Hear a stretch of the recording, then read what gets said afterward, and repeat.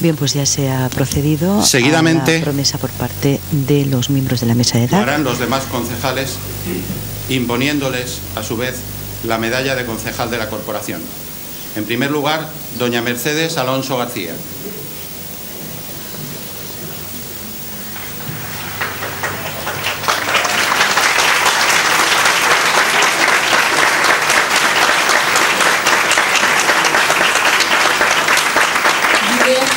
Per la meua consciència i pel meu honor, complir fidelment les obligacions del carrer de regidora de l'Ajuntament d'Elx, en lleialtat al rei i guardar i fer guardar la Constitució com a norma fonamental de l'Estat.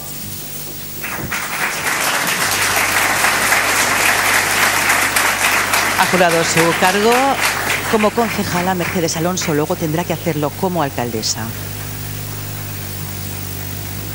Le impone en estos momentos el presidente de la mesa de edad, Antonio Rodes, la medalla como concejal electo. Se la va a poner a todos los concejales.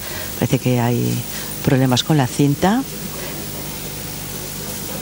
Es un momento importante y un momento tenso. La gente se ríe porque parece que la cinta tiene algún problema, para que ahora ya sí acaba de poner de Antonio Rodes a Mercedes Alonso como concejal la medalla